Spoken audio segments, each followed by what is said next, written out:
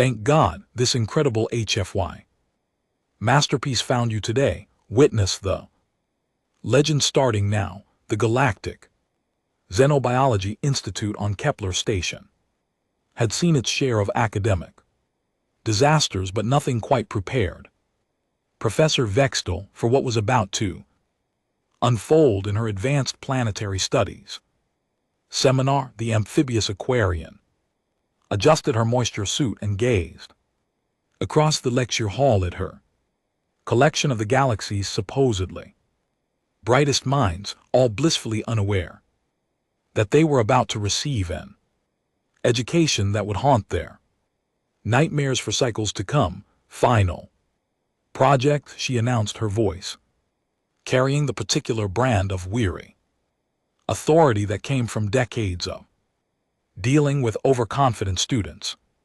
You will each study a primitive world and present your findings to the Galactic Academic Council. The class stirred with the kind of excitement that only came from academic superiority. Complexes. Zephyr, a crystalline siliconite whose geometric form refracted light in patterns that hurt to look at directly, vibrated at frequencies that suggested mathematical smugness. Beside her, Corvin's insectoid form clicked in harmony with the dozen other fragments of his hive mind scattered throughout the classroom. Lyra, existing as a barely contained cloud of ionized gas, pulsed with colors that roughly translated to, "This will be easy." Music. Even Thorn, the rock-based mineralian, whose thoughts moved at geological music speeds, managed to convey anticipation through subtle shifts in his crystalline structure. Now, Professor Vextel continued, her gill slits fluttering with what might have been amusement. Let's see who gets the honor of studying Sol 3, more commonly known as Earth, the digital lottery. Spun and fate, displaying either cruel sense of humor or perfect cosmic justice, selected the four most arrogant specimens. Music. In the class, Zephyr's crystalline form dimmed slightly as the assignment appeared on her interface. Corvin's clicking shifted to a confused pattern. Lyra's gaseous form swirled with colors that suggested mild disappointment. Thorn, being Thorn, took approximately 3 standard minutes to process music. The information. Earth, Zephyr announced, her voice carrying harmonic frequencies of disdain. Class music. XII, death. World, primitive carbon-based life. Formed singular star system. How quaint. The designation is largely historical, Professor Vextel explained, though something in her tone suggested she was choosing her words carefully. The humans have been surprisingly adaptive. You'll find them quite manageable. Corvin's mandibles clicked in what passed for laughter among his species. Carbon-based life on a single world. How did they even achieve spaceflight without proper collective consciousness? More importantly, Lyra interjected, her gaseous form rippling with amusement. How do they function without energy-based neural networks? Do they actually use chemical music processes for thought? The class dissolved into the academic equivalent of snickering. Even Thorn managed to convey amusement through a series of low-frequency rumbles that took several minutes to complete. Professor Vextel watched this display with the expression of someone who had just lit a very long fuse. I'm sure you'll find the humans educational. Your transport leaves in 2 cycles. 3 standard days later, the 4 students found themselves aboard a research vessel approaching Earth's orbital station. The planet hung below them like a blue and white marble, deceptively peaceful and utterly unremarkable.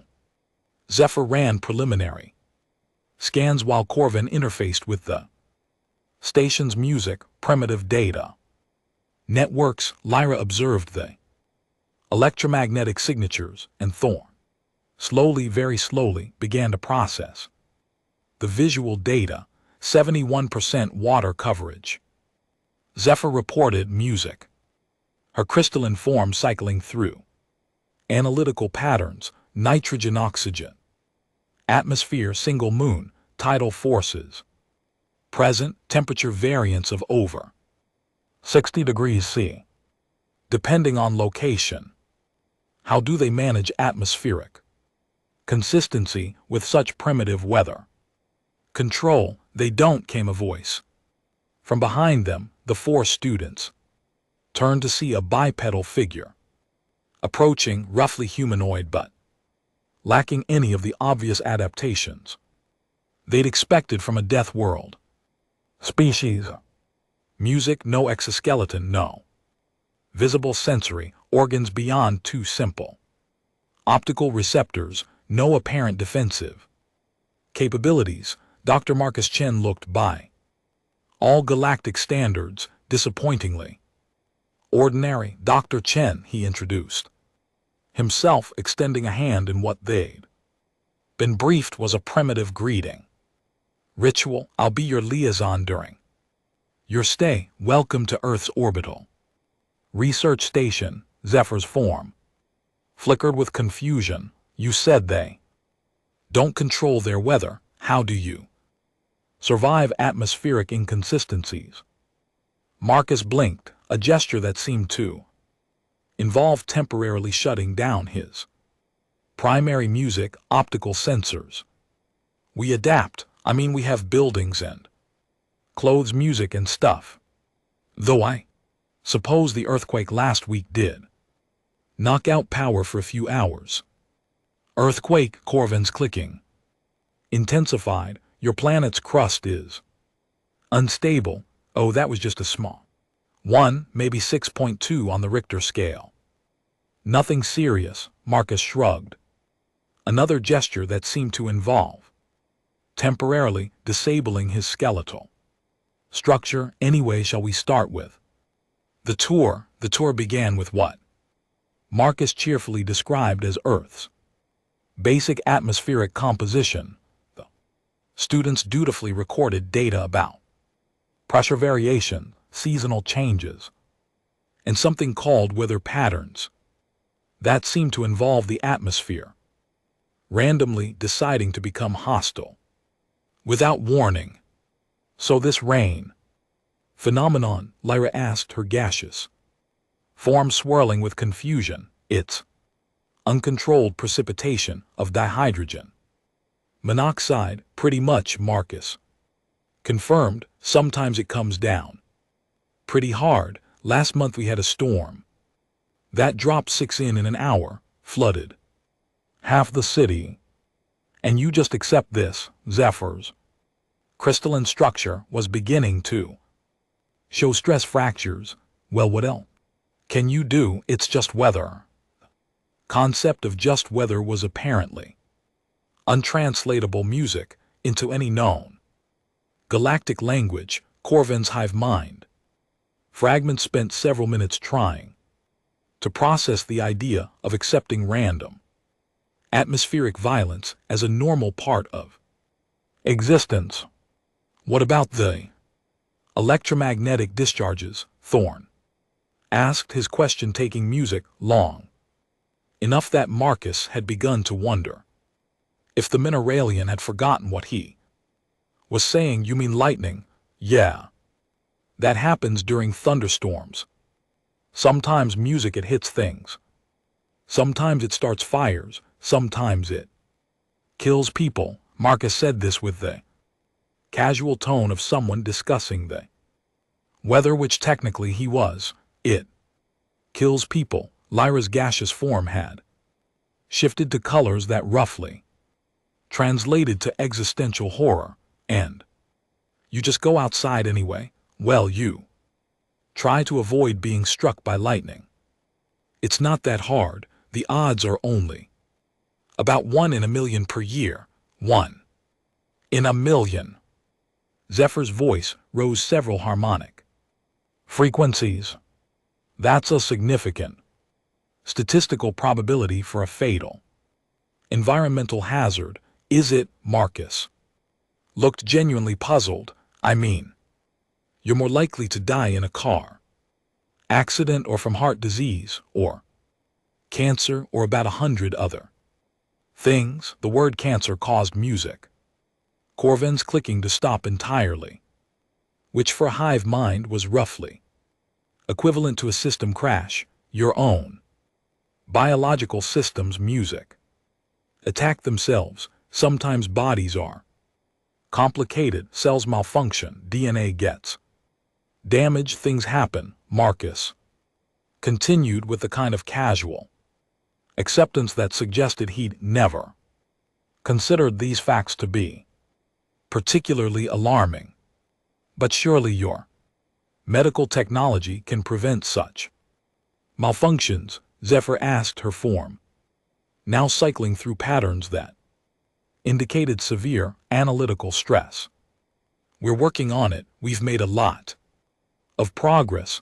Average human lifespan is up to about 80 years now. 80 years. Lyra's voice carried the kind of horror usually reserved for cosmic catastrophes. You're telling us that your biological systems are programmed to fail within 80 standard years. Well, it varies. Some people live to be over 100, others die younger. Disease, accidents, violence, old age. Marcus trailed off, apparently realizing that his audience had gone very quiet. Thorn's rumbling eventually resolved into words. Did you say violence? Well, that's not really a problem anymore. I mean, we still have wars and murders and stuff, but it's way better than it used to be. The 20th century was pretty rough. The students exchanged glances that somehow managed to convey shared terror across 4 completely different sensory systems. Zephyr's crystalline form had developed several new stress fractures. Corvin's clicking had devolved into music static. Lyra's gaseous form was cycling through colors that didn't exist in any known spectrum. Even Thorn seemed to be processing information music faster than usual, which was deeply concerning. Wars, Corvin managed to click out, organized violence between groups, usually over resources or territory, music or ideology. Though sometimes it's just because people don't like each other. Marcus seemed to be warming to the subject. We've gotten pretty good at it over the centuries. The last big one, only music, killed about 50 million people. 50 million. Zephyr's voice had climbed so high it was approaching ultrasonic frequencies. Well, depending on how you count, the numbers vary, but hey, that was decades ago. We've learned a lot since then. Such as? Lyra asked, though her form suggested she might not want to know the answer. Better weapons, mostly efficient delivery systems, improved targeting, though we've also gotten better at diplomacy and conflict resolution. Marcus paused thoughtfully. Music. Of course, the weapons have gotten more efficient too. Nuclear weapons can level entire cities now. Nuclear weapons. Thorn's question emerged as a low-frequency rumble that took nearly 5 minutes to complete. Yeah, fusion and fission bombs. We've got thousands of them, enough to destroy the planet several times over. It's called mutually assured destruction. Pretty clever system, really. The students had reached that special state of horror where the mind simply stops processing new information. They stood in silence, trying to absorb the reality that they were studying a species that had weaponized stellar fusion and pointed it at themselves, but surely, Zephyr said. Desperately, surely you've moved beyond such primitive behaviors. Oh, absolutely, we hardly use nuclear weapons anymore. Mostly we just threaten each other with them. It's much more civilized. Marcus checked his chronometer. Speaking of which, we should head down to the surface. I want to show you a typical human habitat. The descent to Earth surface music provided the students with their first real glimpse of the planet's true nature.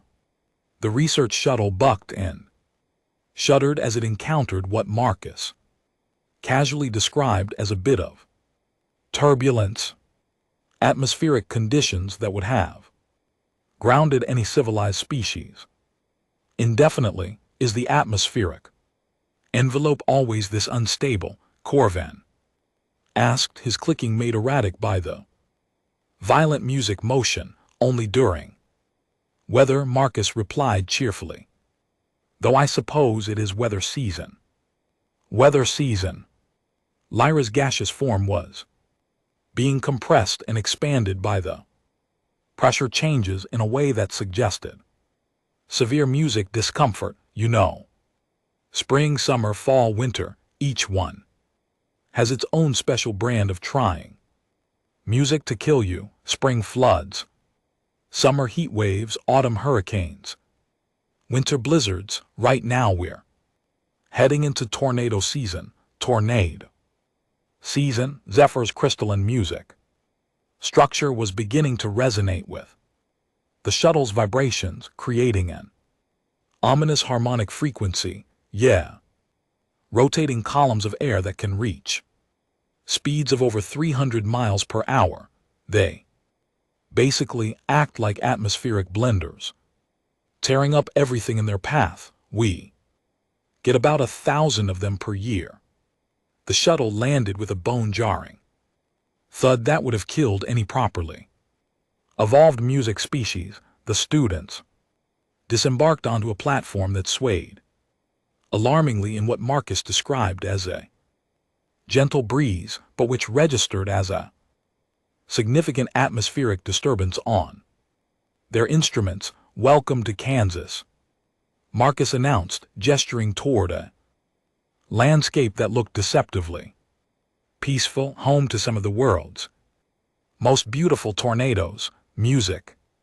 The students stared at the horizon, where towering clouds were building with a violence that suggested the atmosphere was preparing for war. Lightning flickered within the formations, and the air itself seemed to vibrate with barely contained energy.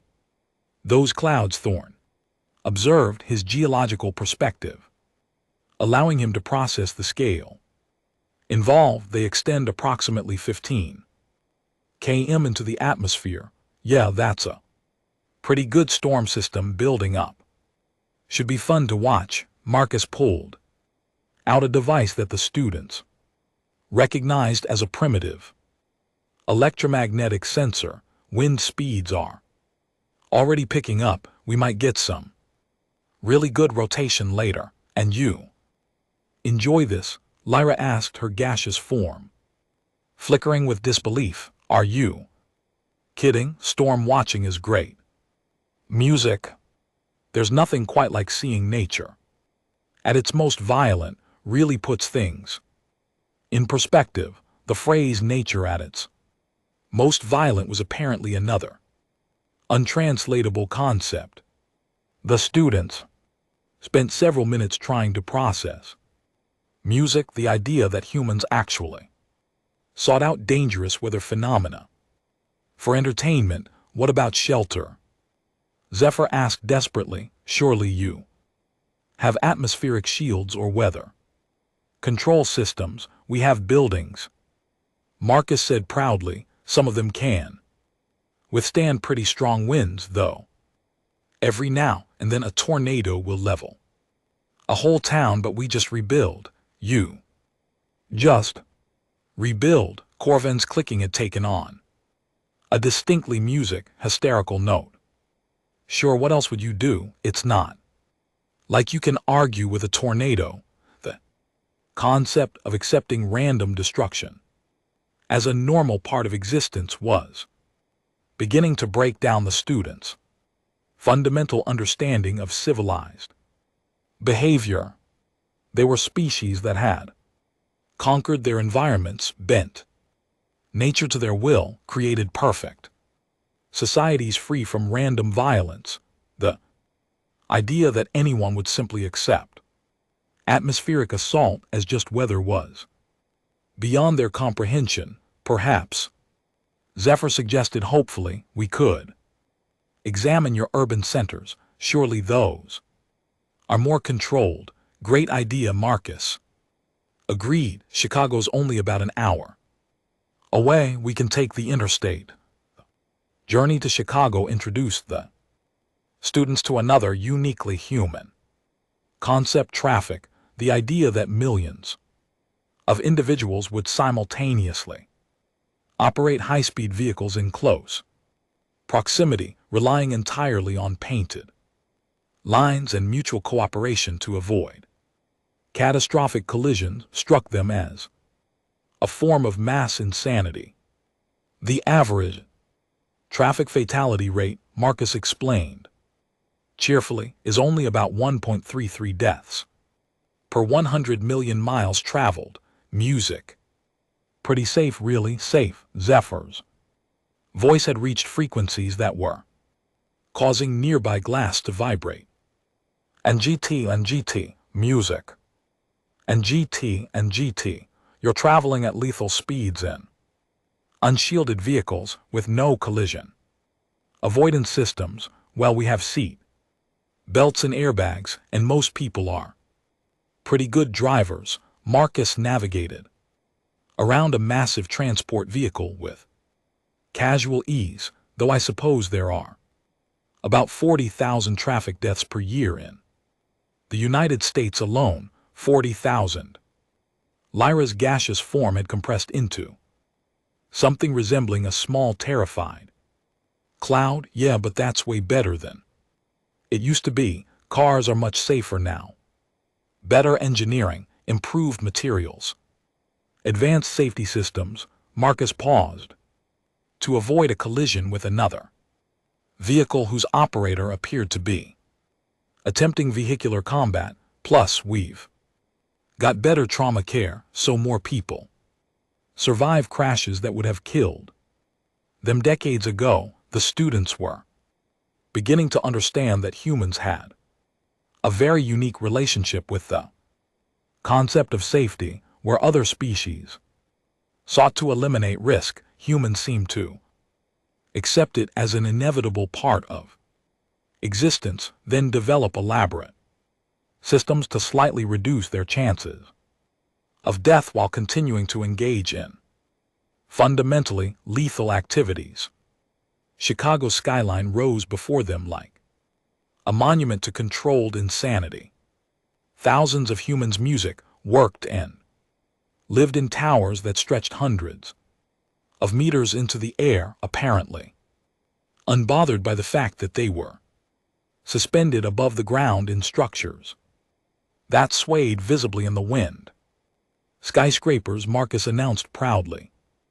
Engineering marvels. The Willis Music Tower is 442 m tall, and it moves. Thorne observed, his geological perspective allowing him to detect the subtle oscillations that the building's human occupants seem to ignore. All tall buildings sway in the wind. It's designed to be flexible. If it were rigid, it would break. Marcus seemed to find this perfectly reasonable. The Willis Tower can sway up to 3 ft at the top in strong winds. 3 ft. Zephyr's crystalline form was now emitting stress frequencies that were causing nearby electronics music to malfunction, and people work in there. Sure, great views from the top floors, though some people get vertigo. The concept of voluntarily placing oneself in a swaying tower hundreds of meters above the ground was Apparently another uniquely human behavior. The students were beginning to compile a mental list of activities that any sane species would classify as elaborate suicide attempts, music, but which humans seem to consider normal. What about seismic activity? Corvin asked, his hive mind having finally processed the earthquake reference from earlier. Chicago's pretty stable. Geologically speaking, we're not on a major fault line. Marcus gestured toward the west. Now California, that's a different story. The San Andreas Fault runs right through it. They get earthquakes all the time and people live there, Lyra asked, her gaseous form flickering with disbelief. Music, millions of people, great weather, beautiful scenery, excellent beaches. Sure, the ground shakes regularly, and they're overdue for a major earthquake that could kill hundreds of thousands of people, but the quality of life is fantastic. The students were beginning to suspect that humans might have a fundamentally different relationship with mortality than other galactic species, where normal beings sought to extend their existence and minimize risk. Humans seem to accept danger as an inevitable part of life, then build entire civilizations around managing the consequences of their own poor survival instincts. Perhaps, Zephyr suggested desperately, we could examine your biological systems. Surely evolution has provided you with adequate defensive mechanisms. Marcus laughed, a sound that involved temporarily compromising his respiratory system. Have you seen the human body? We're basically walking disasters waiting to happen. This observation led to a detailed discussion of human biology that left the students questioning the fundamental music principles of evolution. Humans, it turned out, were a species that had somehow survived despite having bodies that seemed designed by music. A committee of sadists with a poor understanding of engineering principles. Our spines, Marcus explained, are basically repurposed fish backbones that we've stretched vertical. They're under constant stress and frequently fail. Back pain is endemic. Music, your primary support structure, is fundamentally flawed. Thorne rumbled, his geological perspective making him appreciate the importance of proper structural support. Gets worse. Our knees are joints that were designed for four-legged locomotion, adapted for bipedal movement. They wear out constantly. Most humans need knee replacements by their 70s. Knee replacements. Corvin's clicking had taken on a distinctly panicked note. Yeah, we cut out the damaged joint and install artificial components. Pretty routine surgery. We do hundreds of thousands of them per year. The idea that an entire species had evolved such poorly designed bodies, music, that surgical modification was considered routine maintenance was beyond the students' comprehension. They were beginning music to understand that humans hadn't conquered their environment through superior evolution. They'd done it despite having bodies that seemed actively hostile to survival. But surely, Lyra asked, hopefully your cognitive systems are more robust. Our brains, Marcus considered this. Well, they're pretty remarkable organs, but they're also incredibly fragile. A minor blow to the head can cause permanent damage. We're constantly producing chemicals that can cause hallucinations, depression, anxiety, or complete personality changes. Oh, and they're susceptible to dozens of degenerative diseases that slowly destroy our memories and identities. Your cognitive systems attack themselves. Zephyr's voice had reached frequencies that were causing nearby windows to crack. Alzheimer's, Parkinson's, dementia, schizophrenia, bipolar disorder. Marcus ticked off the list with the casual tone of someone discussing the weather. The brain is basically a 3lb mass of electrical jelly that somehow produces consciousness. It's amazing it works at all. The students were beginning to understand that humans were not just survivors of a death world. They were ambulatory proof that evolution sometimes produces species that succeed, despite every biological system being a potential point of failure. They were like machines built from defective parts that somehow managed to function through sheer bloody-minded determination. What about your immune systems? Corvin asked, music his hive mind desperately seeking some evidence of proper biological design. Oh, those are fun, Marcus said cheerfully. They're basically internal armies that fight constant wars against bacteria, viruses, parasites, and cancer cells. Sometimes they win, sometimes they lose, sometimes they get confused and attack our own bodies. They attack your own bodies. Lyra's gaseous form was now cycling through colors that didn't exist in any known spectrum of horror. Autoimmune diseases, allergies. Sometimes your immune system decides that peanuts are deadly enemies and tries to kill you for eating them. Sometimes it attacks your joints or your skin or your organs. Bodies are complicated. The students were rapidly approaching the limits of their ability to process information. They had come to study a primitive species on a simple death world, and instead they were discovering that humans were walking biological disasters. Music, who had managed to build a technological civilization while inhabiting bodies that seemed designed by a malevolent deity with a cruel sense of humor. Surely, Zephyr said desperately. And GT, music. And GT, your technology compensates for these biological limitations to some extent. Marcus agreed, though we've also gotten pretty good at creating new ways to accidentally kill ourselves. Chemical weapons, biological weapons, nuclear weapons, industrial accidents, pharmaceutical side effects, environmental pollution. You poison your own environment, Thorne asked, his geological perspective making him appreciate the importance of maintaining planetary stability. Not on purpose.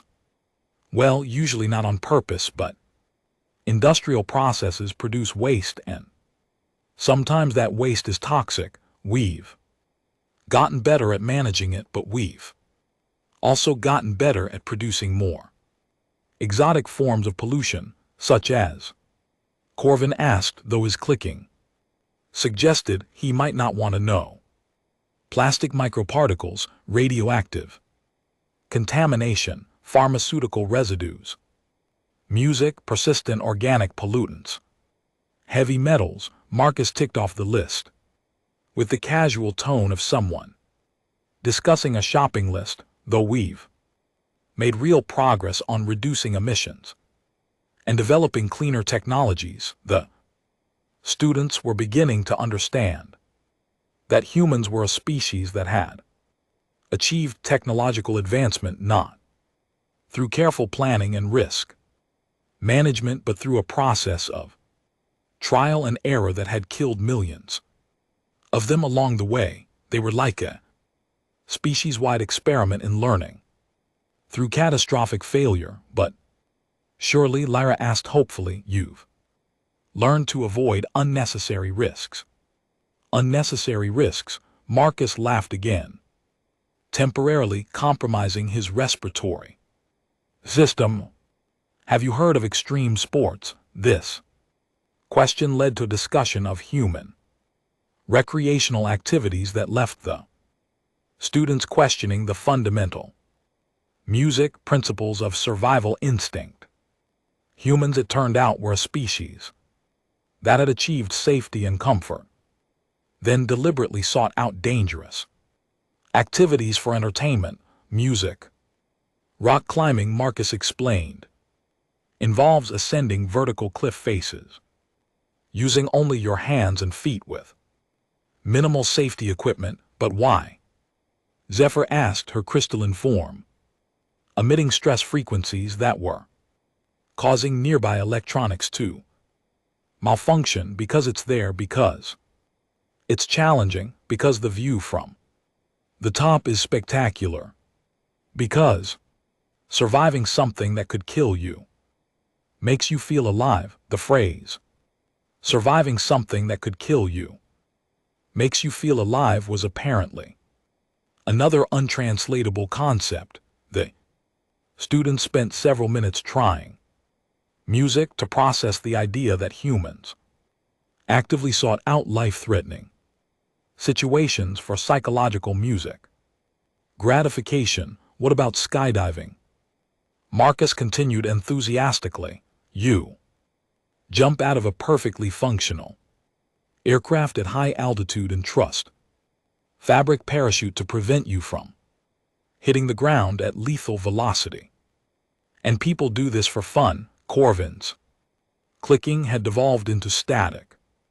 Millions of people. It's incredibly popular. There are about 3 million jumps per year in the United States alone. How many people die? Thorne asked, his geological perspective making him appreciate the importance of gravity. Only about 20 or 30 per year. Pretty safe, really, much safer than driving.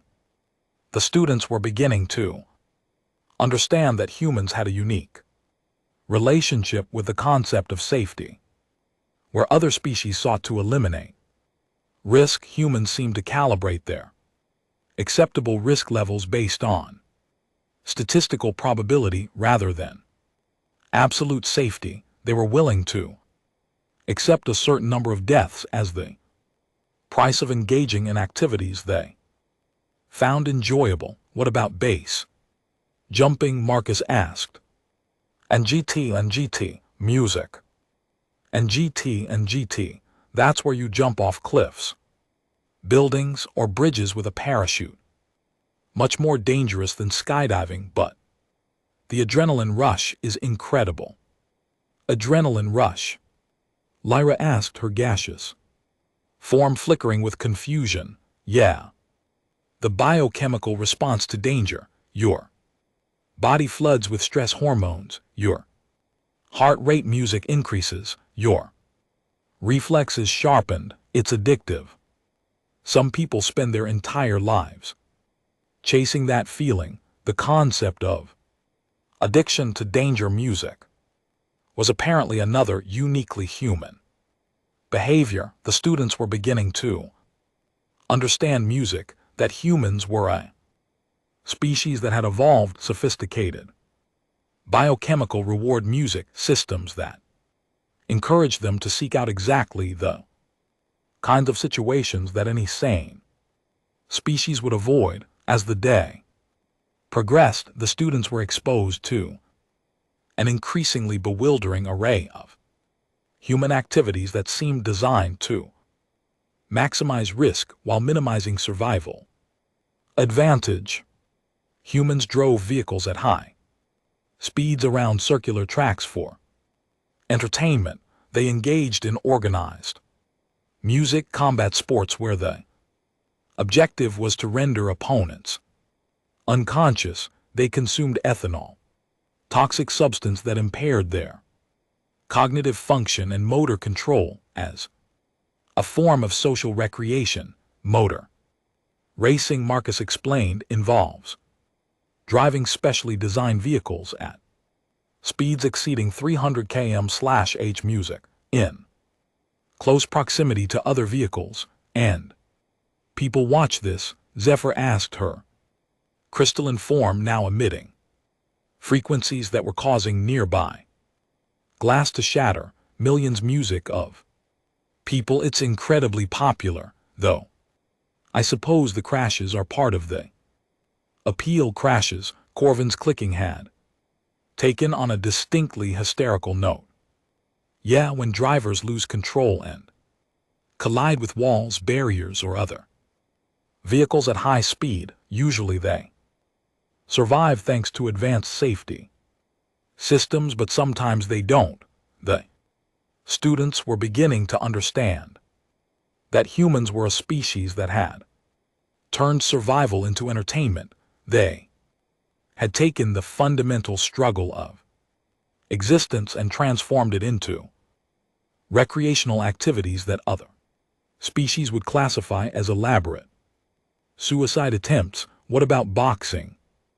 Marcus continued. Two people enter a ring and attempt to render each other unconscious through repeated blows to the head. This is considered entertainment, Lyra asked her gaseous form cycling through colors that roughly translated to existential despair. Oh, very popular, though we've made it safer over the years. Better protective equipment, improved medical monitoring, stricter rules about when to stop fights. How do you make deliberate brain trauma safer? Thorne asked, his geological perspective making him appreciate the importance of structural integrity. Well, you can't eliminate the risk entirely. Brain damage is pretty much inevitable in boxing, but we've reduced the fatality rate to only a few deaths per year. The students were beginning to understand that humans were a species that had accepted brain damage as an acceptable risk in exchange for entertainment value. They were like a civilization built around the principle that any activity that didn't involve a reasonable chance of death or permanent injury wasn't worth doing. By the time the sun was setting over Chicago, the students had compiled a list of human activities that would have been classified as mass suicide attempts by any civilized species. They had learned about humans who climbed mountains without oxygen, who dove to crushing depths without protective equipment, who deliberately music exposed themselves to wild animals for photographic purposes, who consumed potentially lethal quantities of capsaicin-based substances as a form of culinary music entertainment. I think Marcus said as they prepared to return to the orbital station. You've gotten a pretty good overview of human culture. Any questions? The students exchanged glances that somehow managed to convey shared horror across four completely different sensory systems. They had come to study a primitive species on a simple death world, and instead they had discovered that humans were the galaxy's most successful example of evolution. Through catastrophic failure, they were a species that had achieved technological advancement not despite their environment, but because of it. Just one question, Zephyr said, her crystalline form emitting stress frequencies that were causing nearby electronics music to malfunction. How are you still alive? Marcus considered this for a moment, then shrugged with the casual gesture that seemed to involve temporarily disabling skeletal structure. I guess we're just too stubborn to die. The journey back to the orbital station passed in contemplative silence. The students spent the time trying to process what they had learned, while Marcus dozed peacefully in his seat, apparently unbothered by the fact that he was traveling at lethal speeds through a hostile environment in a vehicle that could catastrophically fail at any moment. 2 weeks later, the four Students stood before the Galactic Academic Council prepared to present their findings on the primitive species of Sol-3. Professor Vexthal watched from the audience with the expression of someone who had been anticipating this moment for cycles. Honored council members, Zephyr began her crystalline form, emitting frequencies that suggested barely controlled panic. We have completed our study of the species known as humans, and we have reached some disturbing conclusions. The council members leaned forward with interest. Studies of primitive species were usually routine academic exercises, useful for understanding music, the early stages of evolutionary development. They were not expecting to hear anything that would challenge their fundamental understanding of civilized behavior. First, Corvin continued, his clicking patterns indicating severe psychological stress. We must revise our classification of Sol-3. It is by any reasonable standard the most hostile environment ever studied by this council. Music. The planet's atmospheric system, Lyra added, her gaseous form cycling through colors that didn't exist in any known spectrum of is in a constant violent music instability. Electromagnetic discharges regularly occur at energy levels sufficient to kill most known life forms. Atmospheric pressure variations can exceed survivable limits. Within hours, the temperature differential between regions can vary by over 60 degrees C. The geological structure, Thorn rumbled. Music, his words emerging with the ponderous weight of geological time, is fundamentally unstable. The planetary crust is fractured into mobile segments that regularly shift position, causing massive seismic events. Volcanic activity occurs on a scale that would sterilize most civilized worlds, and yet Zephyr continued, her voice rising to frequencies that were causing the council chamber's acoustic systems to malfunction. The humans not only survive in this environment, they thrive in it.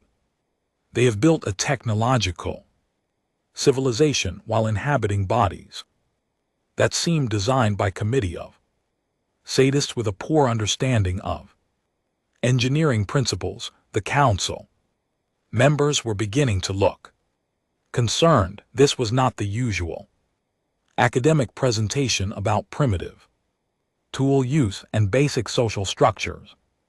This sounded like a description of a species that had achieved the impossible. Their biological systems, Corvin clicked rapidly, are fundamentally flawed. Their primary support structures regularly fail. Their cognitive systems are susceptible to chemical imbalances that can cause complete personality changes. Their immune systems frequently attack their own bodies.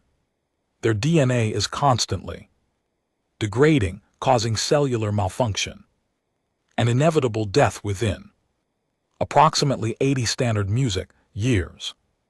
Their reproductive process, Lyra added, her gaseous form flickering with disbelief, requires two individuals to engage in biological processes that exchange genetic material through direct physical contact. Music, the offspring, are completely helpless for years and require constant care to survive. And yet Thorn continued, his words emerging with the slow weight of geological certainty. They have achieved technological advancement that rivals our own. They have developed energy systems based on stellar music fusion. They have created artificial intelligence systems. They have achieved spaceflight music and established permanent orbital installations. More disturbing, Zephyr said, her crystalline form now emitting stress frequencies that were causing nearby electronics to malfunction throughout music. The council chambers is how they achieved this advancement. They did not conquer their environment through superior evolution or careful planning. They succeeded through a music process of trial and error that killed millions of them along the way. The council members were beginning to understand that they were not hearing about a primitive species that had somehow achieved basic space flight. They were hearing about a species that had achieved technological advancement through what could only be described as evolution through catastrophic failure. They have weaponized stellar fusion. Corvin clicked his patterns indicating barely controlled panic and pointed it at themselves. They possess sufficient weapons to destroy their own planet multiple times over. They call this mutually assured destruction and consider it a form of diplomacy. They engage in recreational activities. Lyra music continued, her gaseous form cycling through colors that suggested existential despair that any civilized species would classify as elaborate suicide attempts. They deliberately seek out dangerous situations for psychological gratification. They consume toxic substances. Thorn added music, his words emerging with the slow weight of geological disapproval that impair their cognitive function and motor control. They do this for entertainment. And most disturbing of all, Zephyr concluded, her voice reaching frequencies that were causing structural damage to the council chambers. They consider all of this to be normal behavior. The council chambers fell silent. The implications of what they were hearing were slowly sinking in. They had been dealing with a species that had achieved technological advancement not through careful planning and risk management, but through process of learning through catastrophic failure that had killed millions of them along the way. Are you telling us, the council chairman asked slowly, that the humans are a species that has achieved technological advancement while inhabiting a planet that is actively trying to kill music, them using bodies that are fundamentally flawed through process of trial and error that would have exterminated any sane species? Yes. The four students replied in unison, their combined voices creating a harmonic frequency that caused several council members to experience temporary sensory disruption, and they consider this normal. They call it Tuesday. Zephyr replied, her crystalline form emitting stress frequencies that were causing the council chamber's structural supports to vibrate ominously. The council chairman leaned back in his chair, processing the implications. They had assumed that humans were a primitive species that had somehow achieved basic spaceflight despite their obvious limitations. Instead, they were dealing with a species that had achieved technological advancement through what could only be described as weaponized stubbornness. What are your recommendations? The chairman asked. The four students exchanged glances that somehow managed to convey shared terror across four completely different sensory systems. We recommend, Zephyr said, her voice climbing to frequencies that were approaching the limits of audible sound, that the council immediately approved the human application for Galactic Federation membership. On what grounds? The chairman asked. Because, Corvin clicked rapidly, any species that can survive planet while inhabiting bodies